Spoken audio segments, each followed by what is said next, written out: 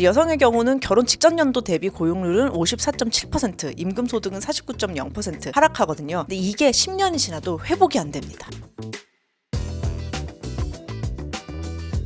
네, 여러분 안녕하세요. 8월 19일 월요일 뉴스토스트 본방송 시작합니다. 저는 진행자 박진영이고요. 옆에는 김정인 이사님 나와 계십니다. 반갑습니다. 안녕하세요.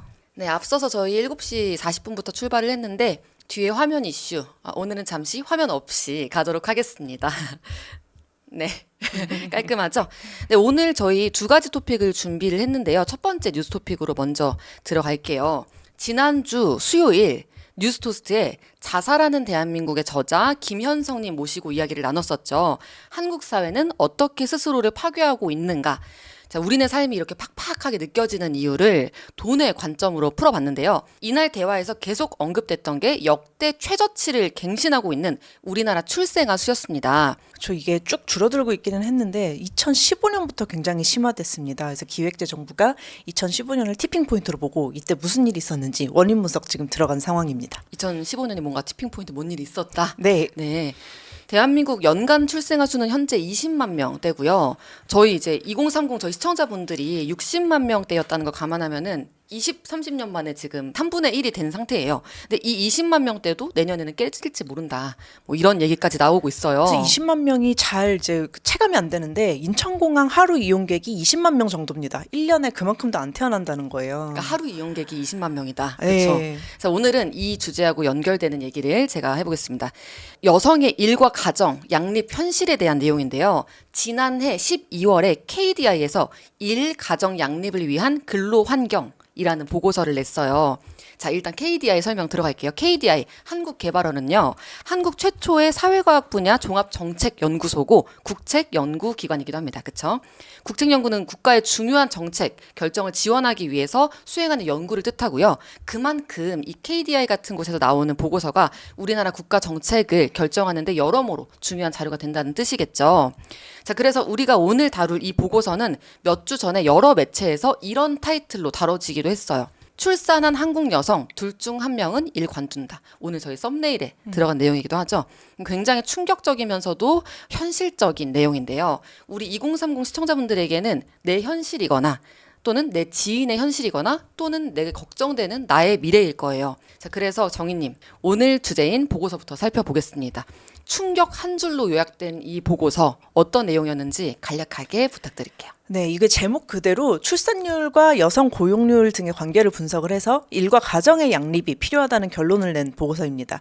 왜냐하면 이제 여성의 경제활동 참여율이 점점 증가하면서 출산율이 좀 떨어진 것으로 보고 있거든요. 근데 사실 이렇게 이야기를 하면 좀 양쪽에서 좋지 않은 소리가 나와요. 그쵸. 그래서 뭐 결국 애 안 낳는 게 여자 탓이냐 뭐 이런 이야기가 나오든가 아니면 이제 반대로는 여자들이 이기적이어서 가정의 천사가 되는 대신에 이제 자기 일만 챙긴다. 근데 둘 다 아니죠. 둘 다 듣고 싶은 대로 듣는 거라고 저는 좀 이제 느끼고 있는데, 냉정하게 말해서 저희 지금 생산 인구 굉장히 부족해질 상황이고요. 앞으로도 계속 더 부족해질 거라서 인구 절벽 걱정 나오고 있잖아요. 계속. 그래서 생산 가능 연령이라면 누구나 시장에 참여해야 하는 상황에서 이제 나와서 일해서 월급 받아야 하는 상황에서 이거 반드시 해결이 돼야 됩니다. 그래서 어쨌든 이제 보고서를 보면은 우리 생산 인구 좀 확충을 하려면 육아와 가사노동 부담을 좀 공평하게 분담을 해야 되고요. 그러기 위해서는 뭐 사회적으로 임금 격차도 줄이고 기업이 워라밸도 좀 챙겨주고 국가가 정책적으로 가족의 삶의 질을 고려해서 정책을 좀 설계해야 된다는 내용이 이제 결론으로 나와 있습니다. 그렇죠. 근데 보고서가 굉장히 흥미로워요, 여러분. 지금 결론을 말씀드린 건 다소 원론적으로 느끼셨을 수도 있는데 이 보고서의 결론을 도출하기까지의 과정이 굉장히 흥미롭거든요. 한 가지 보시면은 출산 직후 여성의 고용률이 줄어들었다. 자, 이른바 모성 페널티가 47.1%에 달해서 2명 중 1명꼴로 일을 그만둔다는 얘기가 나온 거잖아요. 근데 이게 워낙에 충격적인 뉴스다 보니까 기사 그 숫자다 보니까 이게 맞나? 뭐 제대로 조사한 거 맞아? 이런 분들도 있을 것 같아요. 어떤 방법으로 조사해서 이 보고서가 결론을 도출한 건가요? 일단 데이터는 한국노동 패널조사 사용했고요. 기간은 1998년에서 2021년 정도입니다. 근데 이 노동 패널이 뭐냐 하면은 같은 사람 이렇게 막 계속 20년에 걸쳐서 같은 사람을 추적하는 거예요. 그럼 이 사람 생애 주기가 되게 보이겠죠. 그래서 요거를 이중차분 사건사 분석 방법이라는 이제 좀 어려운 내용의 방법론을 동원을 했는데 그냥 뭐 결혼하고 첫째 자녀 출산을 경험한 여성과 남성 중에서 이제 해당 사건 발생 시점을 경계로 이제 고용 상태 같은 게 뭐 어떻게 변화했는지 이제 같은 사람 추적하는 패널 조사니까 이거를 좀 추적하는 방법론인데요. 추적하는 방법론. 예, 그래서 여기서 출산 후에 여성의 고용률 변화하고 모성 페널티 규모를 추정을 했는데 다시 말해서 이제 출산을 경험한 여성들이 얼마나 자주 일을 그만두는지를 분석을 한 거죠. 근데 그 결과 이제 출산 후 여성의 고용률이 47.1%나 감소를 했다. 그러니까 출산 후 2명 중 1명이 직장을 그만둔 거다. 이렇게 이제 결론이 나왔습니다. 그렇죠. 그렇게 해서 모성 페널티라는 단어가 등장을 했어요. 근데 여기서 뒤에 좀 자세한 얘기를 말씀해 주시겠지만 모성 페널티가 어떤 내용이었죠? 모성 페널티. 그러니까 페널티라는 게 기본적으로 뭔가를 희생하거나 그쵸. 아니면은 이제 좀 빼앗기거나 하는 거잖아요. 그래서 여기 뉴스에서도 그 보고서에서도 모성 페널티라는 얘기를 많이 했는데 일단 말씀해 주신 게 출산 후 여성의 고용률이 47.1% 감소했다. 네, 그런 네. 내용이죠. 그래서 여기서 핵심 문제로 제기하는 게 바로 말씀하신 모성 페널티인데요. 이 여성이 출산과 육아로 인해서 경력 단절을 겪고 뭐 이에 따라서 임금과 승진 등에서 좀 불이익을 받는 현상을 뜻해요. 이제 노동시장 재진입, 그러니까 쉽게 말해서 경력 단절 후 취업이라고 합니다. 이게 어려운 것도 이제 모성 페널티의 핵심 문제에 좀 포함이 되고요.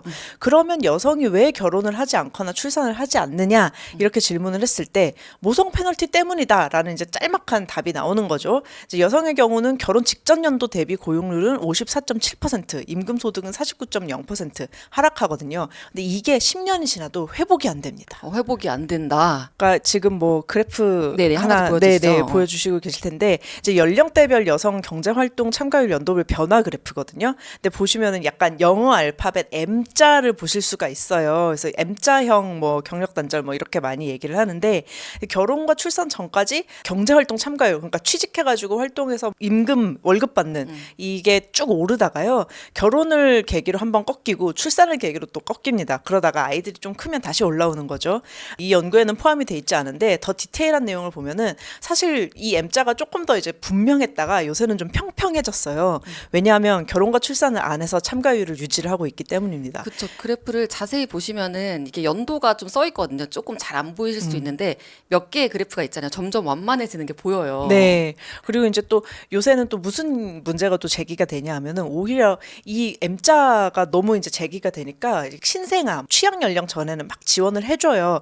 그러다가 아이들이 8살이 돼가지고 공교육 시작이 되면은 갑자기 뚝 끊기거든요. 근데 그때부터 이제 우리는 또 경쟁을 하잖아요. 아이들끼리. 이제 누군가가 전담해서 돌보지 않으면 이 경쟁에서 살아남기가 너무 힘든 거죠. 그래서 그때부터 더 일을 그만두고 엄마들이 더 심각한 문제가 진행된다는 연구도 요새는 최근 나오고 있습니다. 그렇죠. 단순히 이제 아이를 낳고 뭐 신체적으로 회복하고 이런 시기를 떠나서 아이가 본격적으로 이제 사회화에 들어서고 할 때부터 최소한이라도 해주려면은 엄마 앞에 시간을 갈아넣어야 되는 그런 상황이 되는 거죠. 맞아요. 그래서 올해 노벨 경제학상 수상한 이제 클로디아 골딘의 연구도 그렇고 이제 이 보고서에 등장한 연구 내용 결과도 그렇고 이제 문제를 푸는 열쇠는 사실 좀 기업 문화에 있다고들 해요. 이 이야기는 조금 이따 대책 마련 관련해서 좀 나누고요. 근데 기업 문화 얘기가 많이 나올 거긴 한 것 같아요. 그렇죠? 네, 그래서 사실 이제 좀 하나 첨언을 하자면은 남성 같은 경우에는 결혼 프리미엄이 있어요. 그래서 결혼 이후에 고용률이나 그러니까 남성 얘기입니다. 결혼 이후에 고용률이나 근로시간에는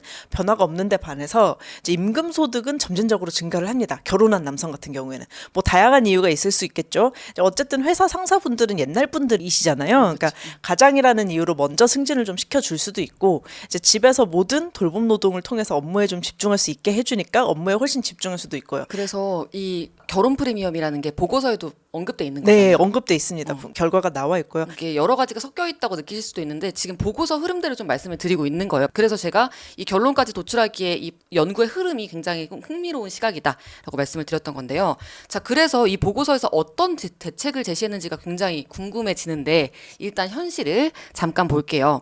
우리나라는 혼인과 출산의 관련성이 굉장히 높아요. 지난주에 김현성 작가님도 혼인과 출산이 거의 1에 가까운 정비례 관계다라고 하셨는데요.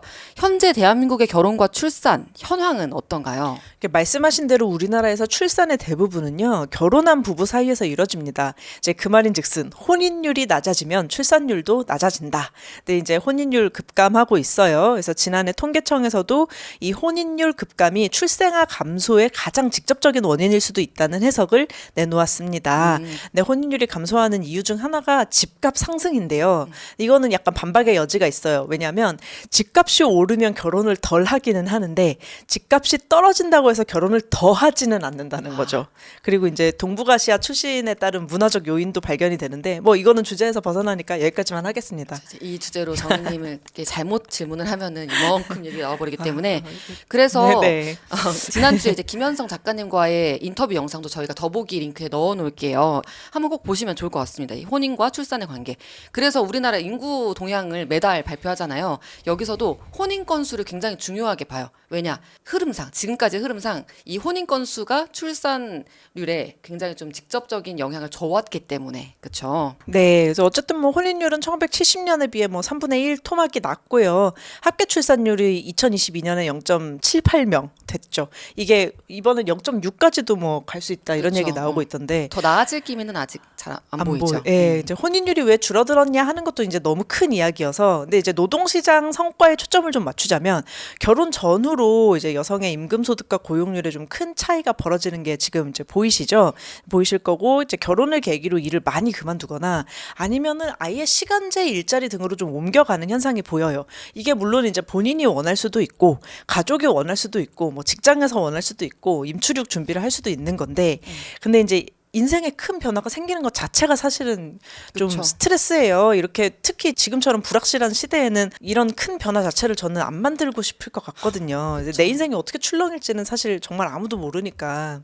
그래서 제가 이렇게 많이 듣는 질문이 예를 들면 뭐 목표라든지 앞으로의 이렇게 계획이라든지 사실 저는 1년 목표도 요즘 못 세우겠어요. 너무나 세상이 빨리 바꾸기 때문에 나를 둘러싼 지금만 해도 얼마나 이게 변화가 많은데 사실 한 명이 이제 생명을 탄생한 이후에는 난 더더욱 좀 자신이 없다 이런 생각도 들고요. 자, 근데 이런 생각을 하시는 분들도 계실 것 같아요. 임신과 출산 그리고 그 후에 신체적인 영향은 어쩔 수 없이 여성들이 겪게 되는 문제고 이런 생물학적인 차이에서 발생하는 페널티는 어쩔 수 없는 게 아니냐. 자, 이런 의견 나오는 건 어떻게 생각하세요? 이게 뭐 옳은 말이기도 하고 아니기도 한 게 어쩔 수 없죠. 근데 어쩔 수 없고 자연스러운 일들이 사실 얼마나 많아요.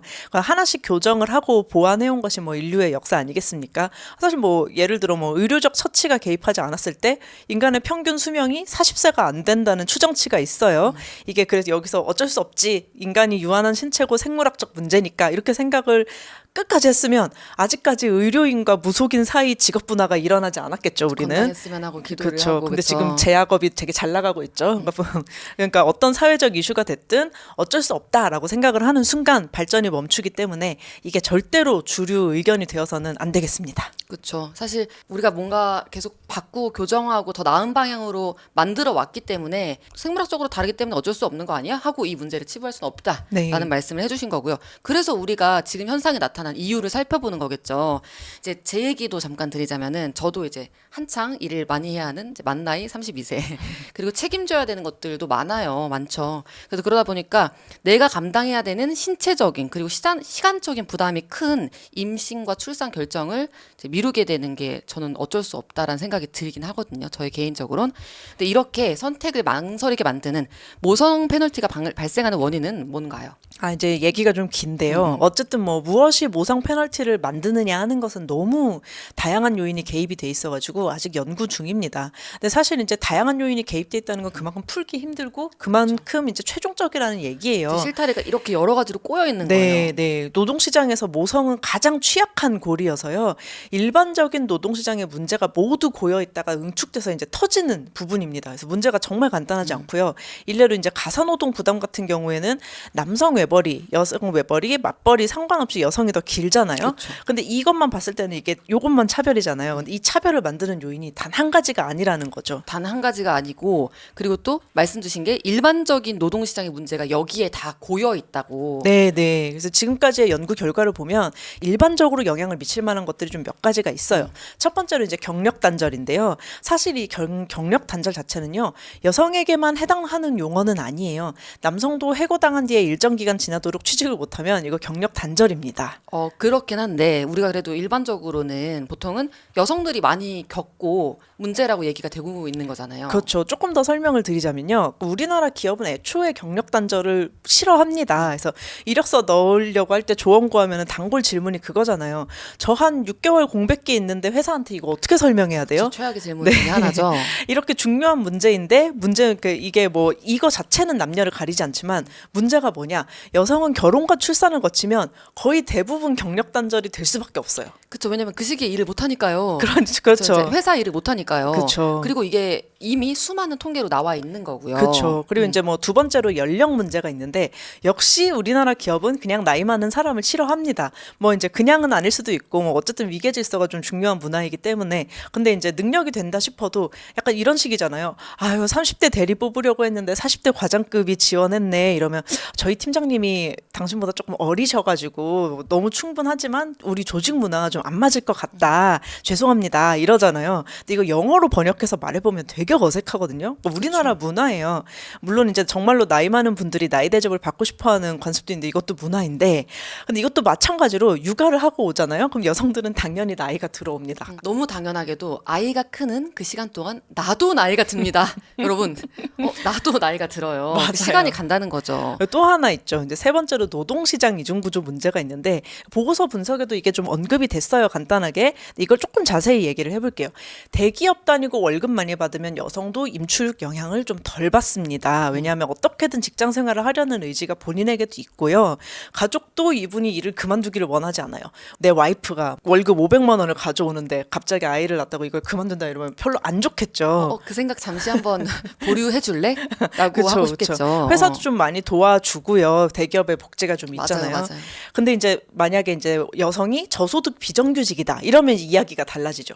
굳이 회사를 계속 나가느니 그냥 집에서 이제 육아를 하는 게 어떻게 보면 가구 소득 측면에서 좀 이득일 수가 있단 말이에요. 여성 입장에서도 어차피 계속 내가 자리를 지키고 있는다고 해서 승진이 막 엄청 되거나 월급 인상을 엄청 기대할 수가 없는 게 사실 중소기업 현실이거든요. 그렇죠. 방금 말씀하신 게 저소득 비정규직 또는 뭐 중소기업 이거 말씀해 주신 건데 저 좀 궁금한 게 집에서 육아하는 게 가구 소득 측면에서 어떻게 이득이 될 수가 있어요? 외벌이가 되는 건데. 왜냐하면 어쨌든 맞벌이를 하러 나가면 그만큼 가구 소득이 들어오지만 아이가 있으면은 여기에 내가 돌봄을 안 함으로써 돌봄 노동 공백을 채워야 되는 비용이 좀 많아요. 근데 비교를 해봤을 때 내가 나가서 일하는 것보다 돌봄 노동을 외주화 하는데 이제 드는 비용이 더 많아지면 이거는 뭐 내가 집에서 그냥 육아하는 게 사실 플러스인 거죠. 집에서 육아하면서 내 아이를 내가 키우고 뭔가 가치까지 의미 부여가 되면서 네, 네. 더더욱 그게 그쵸, 낫다는 그쵸. 선택을 할 수 있겠네요. 맞아요. 근데 우리나라는 저소득 비정규직 일자리가 훨씬 많습니다. 그런데 또 여성의 일자리는 전반적으로 저소득 비정규직 불안정 노동에 많이 분포가 되어 있고요. 그래서 이제 지금까지 일반적인 얘기들을 다 말씀을 드렸잖아요. 근데 여성이 임신과 출산을 하고 나면 자연스럽게 경력 단절 플러스 고연령 플러스 어차피 저소득 비정규직이 되어버린단 말이에요. 그래서 여기에 이제 성별에 따른 차별과 육아에 따른 시간 부족이 끼어들면은 이제 퍼펙트 스톰이라고 모든 게 다 이제 고여가지고 터지는 그런 이제 모든 게 네. 완성이 돼서 이제 엄청난 걸 이제 빚어낼 것 같은. 그래서 네. 말씀해주신 내용 중에 지금 방금 말씀해주신 것 중에 성별에 따른 차별도 있다라고 하셨어요. 그렇죠. 여기서 이제 성별에 따른 차별이란 무엇이 될 수 있느냐 하면 남녀가 똑같이 저소득 비정규직이에요. 그러면 자연스럽게 엄마가 일을 그만두는 거죠. 왜냐하면 이제 아이는 엄마가 키워야 되는 통념이 있는 동시에 결혼과 유자녀는 아까 저희 이제 기혼 남성에게는 결혼 프리미엄이 있다고 말씀드렸잖아요. 그러니까 문화적으로 기혼 남성에게는 직장에서 승진이나 임금 인상에 유리한 요소가 있기 때문에 여기서 이제 성차별이 작동을 하는 거죠. 가구 단위로 봤을 때는 남성이 커리어를 이어가는 게 유리합니다. 이 유리함 자체가 좀 차별이라는 거예요. 그리고 지금까지 그래 왔었고요. 네, 네, 맞아요. 여기까지 보시면 뭐 일반적인 노동시장의 문제가 모두 모여서 이제 모성, 어머니한테서 터지는 문제 모습을 보실 수가 있습니다. 거기에서 그래서 더 와서 이제 쭉 말씀을 해주셨는데 저는 그렇다면 궁금한 게 있어요. 이 보고서가 지금 한국의 근로 환경 그리고 일 가정의 양립에 네. 대한 주제잖아요. 네네. 근데 이게 지금 말씀해주신 문제가 한국에서 유독 심각한 건가요? 좀 그렇다고 볼 수 있습니다. 이제 사회적으로 다양하게 이제 보완 방책이 있는 국가들의 모성 페널티는 어떤지 살펴봐야 될 필요가 있죠. 그래서 보고서에서도 이거를 살펴봤는데요. 덴마크나 스웨덴 같은 스칸디나비아 국가들에서는 모성 페널티 크기가 굉장히 좀 작은 편이에요. 그러니까 사실 우리나라 같은 경우에 모성이 가장 크게 타격을 입는 부분이 바로 고용이거든요. 그러니까 고용이 유지만 되면은 그래도 이제 좀 괜찮아요. 근데 고용을 유지할 이유가 없고 고용 유지하기가 너무 어렵습니다. 근데 북유럽은 고용 측면에서 충격이 크지 않기 때문에 한 출산 2년 정도 되면은 인근 소득이 또 그렇고 고용률도 그렇고 상당 부분 다시 회복이 됩니다. 다시 해보게 된다. 네. 자, 그리고 제가 방금 얘기했던 게 보고서 이름이잖아요. 다시 한번 말씀드릴게요. 일 가정 양립을 위한 근로 환경이라는 KDI의 보고서인데, 자, 이 제목에서 드러나는 게 일 가정의 양립을 위한 근로 환경이라고 했지만, 그렇다면 반대로 얘기하면 이미 현실에서 근로 환경이 일과 가정의 양립에 영향을 미친다. 라는 게 전제로 깔려 있는 거잖아요. 그리고 이 보고서에 이런 내용이 나옵니다. 시간 압박 정도가 큰 직업일수록 성별 임금 격차가 크다. 일 가정 양립이 어려운 근로 환경에 처한 여성들은 출산 후에 저임금 직업으로 이동한다. 이런 내용들이 있었어요. 네, 맞아요. 이렇게 시간 압박이라는 용어를 사용을 하고 있는데 보고서에서 이제 시간 압박이 뭐냐? 마감 시간이 존재를 하고 근무 일정의 조정의 여지가 없이 규칙적이고 이제 휴일에도 좀 근무를 잦게 해야 되면 이거는 시간 압박이 좀 큰 업무입니다. 그쵸. 좀 이렇게 약간 익숙한 그런 느낌이 드네요. 네, 미디어가 그렇죠. 어.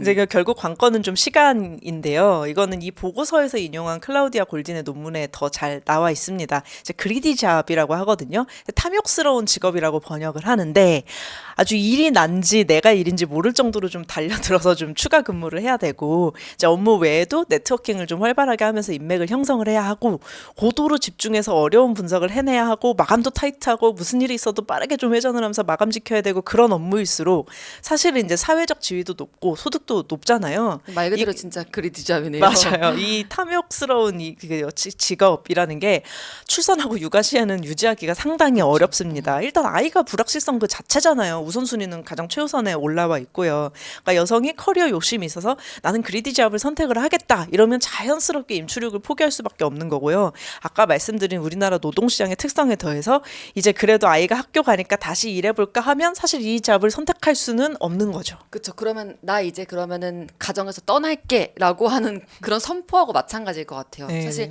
지금 전 개인적으로 일하는 저의 방식이 그리디잡에 좀 가깝고 왜 이렇게 친숙하지? 왜 나의 일과를? 근데 그래서 제가 이 모든 걸 포기하지 못하면은 저는 그러니까 만약에 지금 제가 결혼하고 아이를 낳고 자녀를 키우게 되면은 정말 이 모든 걸 포기하거나 아니면 너무나 그 새로운 생명체에게 제가 피해를 끼칠 것 같다라는 생각이 들어서 사실 섣불리 선택을 못하는 것도 좀 있습니다. 네. 네, 그래서 보고서에서 제시하는 대책 중에서 육아기 근로시간 단축 제도가 언급이 됐어요. 자, 그런데 육아기 아이 키울 때 근로시간을 단축해서 일할 수 있는 제도라는 거잖아요. 근데 현실적으로 내가 지금 자리를 비우면 그 대체할 인력이 또 없을 때는 눈치가 엄청나게 보인단 말이죠. 맞아요. 그렇다고 막 짧게 일하는 단기 일자리 찾으면 또 앞서 얘기했던 출산 후 저임금 직업으로 이동한다. 이렇게 도돌이표로 막 돌아가는 것 같은데 좀 현실적인 대책은 없는 건가요? 아, 진짜 남의 일이 아닌데요. 이게 지금 육아휴직을 자유롭게 사용할 수 없는 이유, 혹은 이제 육아계 근로시간 단축제도 활용할 수 없는 이유 선택하신 그 우선 순위를 좀 보면요. 이제 어쨌든 동료 근로자 업무 부담 증가가 좀 마음에 당연히 걸리죠. 그렇죠. 그리고 이제 사용할 수 없는 직장 분위기도 있다고 이제 그게 좀 위로 올라와 있죠. 그래서 기업 문화가 핵심이라는 얘기 위에서도 말씀드렸는데 어쨌든 이제 내가 빠져도 되는 직장이면 맘 놓고 빠지겠죠. 근데 우리나라에서 그런 직장이 얼마나 있겠습니까? 그래서 그래프에서 보이는 것처럼 뭐 육아휴직, 근로시간 단축제도 쓰기 굉장히 어려운 분위기입니다. 근데 사실 제가 지난달에 KBS 저출생 극복 토론회 좀 다녀왔었잖아요. 그렇죠. 라이브였죠. 네. 그때도 이제 그 저출산 고령사회위원회 위원장님하고 관련 교수님들이 이제 네? 나이 드신 남성분들이셨는데 어쨌든 이제 육아휴직제도 이용 시에 대체 인력 강화를 하겠다 하면서 굉장히 뿌듯해하셨거든요. 근데 제가 이제 그 토론회에서 그런 건 아니고 사석에서 좀 말씀을 드렸어요. 요즘은 이제 그렇게 말씀해 주시면은 청년들이 와, 내 자리 대체 인력이 있네, 잘 됐다, 이제 아이를 낳으러 가야지 이러는 게 아니라 본인이 그 대체 인력이 되겠구나, 결국 나는 계약직 소모품이 되겠구나, 이렇게 이제 생각을 하기 때문에 그 부분도 좀 살펴주셔야 된다, 이렇게 좀 말씀을 드렸습니다. 전혀 다르게 와닿는 거예요. 네, 그쵸? 그래서 이 분위기 굉장히 안 좋아요. 실제로 이제 유자녀 기혼 여성은 시간제 단기 일자리를 이용하는 경우가 많은데 아무리 오래 일해도 이제 숙련도가 높아지는 직업이 아니죠. 그러니까 이제 이것도 이제 노동시장 이중구조 아까 말씀드린 것처럼 정규직 이제 고소득에 있는 일부 여성들을 위해 비정규직에 있는 이제 수많은 여성들이 이렇게 들어갈 그런 분위기가 될 것 같아서 따라서 이제 이러면 이제 소득도 올라가지 않고 뭐 고용 안정성 당연히 없는 거죠. 그럼 이게 뭐 안심이 되나요? 그렇죠. 안심 안 되고 이제 내가 여기에 있는다고 해서 앞으로 더 막 경력이 쌓이고 돈을 많이 벌 거란 기대는 안 드는데 또 내가 일을 하는 동안 우리 아이는 비용을 내서 다른 사람이 돌보게끔 만들어야 되기 때문에 맞아요. 그러느니 나는 집에서 아이를 돌보겠다. 그렇죠. 그렇게 이렇게 되는 돌아가는 거죠. 근데 우리는 이제 수많은 사람들이 아이를 낳아야 되는 거지 일부가 낳는다고 해결되는 건 아니거든요. 그러니까 어쨌든 근데 이것도 여성이 그런 일자리로 몰려서 또 하나의 문제가 되는 거지. 우리 사회는 남녀 불문하고 이런 비정규직, 계약직, 불안정 노동이 너무 많아요. 그리고 이 일자리로 한 번 들어간 사람들은 다시는 못 돌아와요. 그러니까 제 생각에는 그냥 일한다는 것에 대한 어떤 인식 자체가 좀 바뀌어야 되는 것 같고, 더해서 여자들은 이제 그 아이를 키우려면 어쩔 수 없다. 이건 좀 희생을 해야 된다. 일가정 양립을 위해서는. 이것도 사실은 너무 절망적인 얘기인 거예요. 어쩔 수 있거든요. 왜냐하면 독일이 이렇게 생각을 해가지고 단기 시급제 일자리 위주로 좀 늘렸어요. 일가정 양립을 시켜주겠다고. 근데 이게 굉장히 사회 문제가 됐습니다. 그래서 보완책을 마련해서 바꿔 나가고 있거든요. 근데 그리고 바꿔 나가는 게 좀 효과가 있어요. 맞아요. 바뀝니다. 맞아요. 저 아까 사실 정희님한테 굉장히 흥미로운 얘기 들었었는데 제가 말을 중간에 잘라먹는 바람에 못 들었던 게 우리나라 여성 일하는 나이대 연령이 뭐라고 정년이라고 하죠. 정년이 20 몇 세? 라고 했었던 적이 있었죠. 아, 네네네. 1984년, 1987년 남녀고용평등법 제정되기 전까지 이제 암묵적으로 우리나라 여성의 정년은 25세였어요. 그래서 저 이 얘기 듣고 25년 일할 수 있다는 걸로 들었어요. 그렇구나. 했는데 25세? 네. 그래서 사법적으로도 이제 25세가 인정이 돼가지고 뭐 우리 이제 불행하게 막 사고 당하고 이러면 약간 그 보상금 책정을 할 때 일할 수 있는 연령을 계산해가지고 이제 그 보상금을 주잖아요.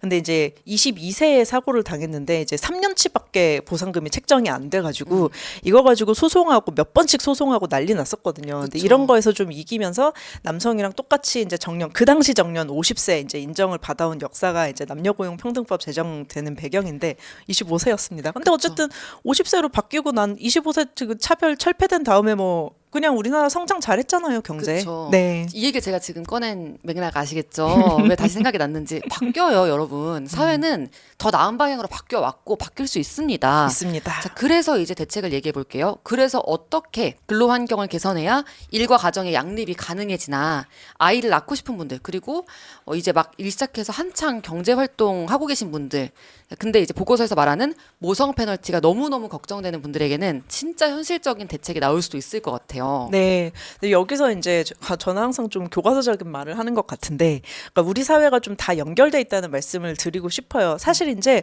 모성 차별을 해결하겠다고 어머니의 역할을 지원하는 데만 지금처럼 이제 지원이 좀 집중이 되면요, 그냥 그 상황이 좀 고착화될 뿐이에요. 어머니는 계속 슈퍼우먼이 돼야 되고요. 이 슈퍼우먼의 망토를 최첨단으로 둘러줄 테니까 좀 편하게 슈퍼우먼이 되라. 약간 이런 거거든요. 근데 당연히 지원은 필요하지만 이제 큰 그림을 봤을 때는 노동시장의 전반적인 사정이 좋아져야 되는 게 맞고요. 그래서 보고서의 결론도 그냥 임금 근로자의 노동 조건을 개선해야 한다고 나옵니다. 맞아요. 슈퍼우먼이 더 쉽고 더 잘날 수 있게끔 도와주는 지금 그런 장치, 아이템 꾸미기는 필요하지 않습니다. 지금 그 문제가 아닌 거예요. 그렇죠? 네네. 그리고 이제 이러려면 가족으로서 함께하는 남성에 대한 이야기도 빼먹을 수가 없는데요. 부성 보호도 당연히 필요합니다. 이제 남성의 가사노동 참여는 정말 필수적이거든요. 근데 가사노동에 적극적으로 참여를 하려면 일단 이제 너무 장시간 근로하는 거는 안 좋잖아요. 그렇죠. 불가능하게 만드는 그쵸, 거죠. 그쵸. 휴일 근무도 하면 안 되고요. 그렇죠. 주말만큼은 아이한테 쏟을 수도 있는 건데 그 휴일 근무를 하게 되면 시간이 없으니까요. 그렇죠, 맞아요. 그래서 어쨌든 사회 통념이 존재하는 상황에서 이제 이렇게 자원이 극단적으로 줄어버리면 계속 통념대로 굴러갈 수밖에 없는 거죠. 여기서 제가 이제 재미있는 연구 결과 2개 정도 소개해드리고 싶은데요. 하나는 이제 2013년에 발표된 논문이에요. 그러니까 남성 배우자의 가사 분담이 여성 배우자의 육아 스트레스를 상당히 줄인다는 내용입니다.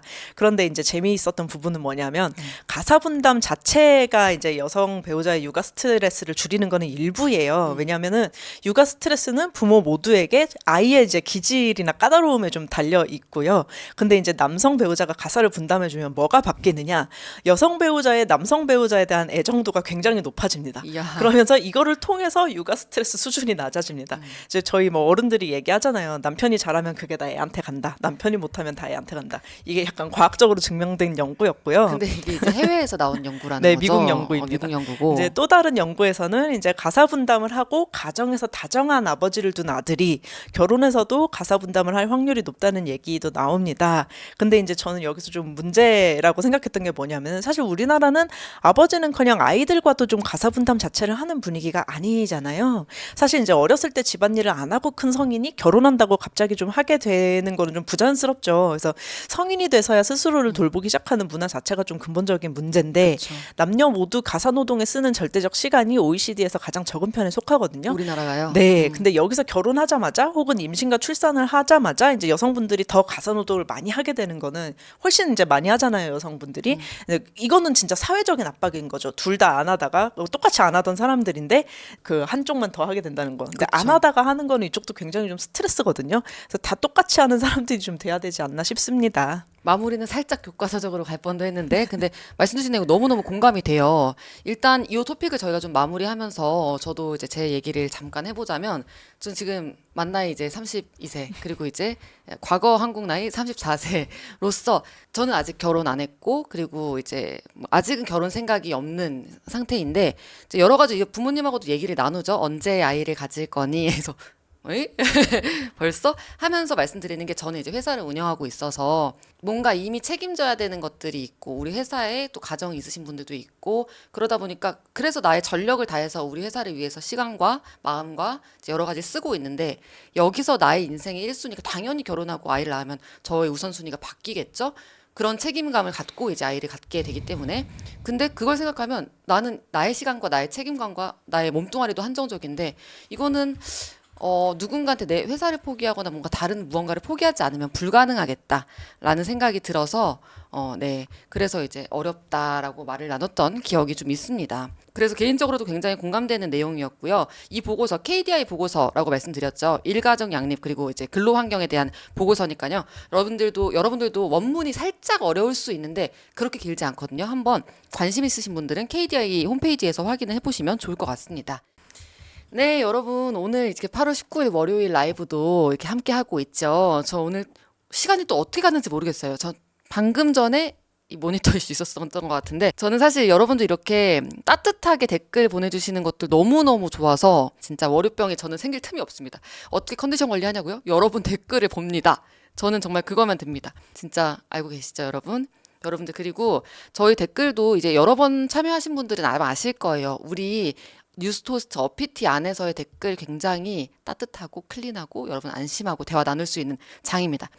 네, 여러분 그래서 마지막으로 저 이번 주 목요일 서울 영테크 2030 재무상담만 정말 많은 청년들의 재무 고민을 듣고 솔루션을 전해드리고 이렇게 해주시고 있는 서울시 지원 사업이 영테크라고 있는데 그 영테크의 사무국장님이 오셔서 여러분들의 2030의 재무 고민에 대한 답변 남겨주실 예정입니다. 그날도 당연히 라이브로 진행이 되니까요. 저희가 준비한 질문도 있지만 여러분들 궁금한 거 있으면은 이번 주 목요일 아침 7시 40분부터 시작하는 뉴스토스트에서도 꼭 함께 해주셨으면 좋겠습니다.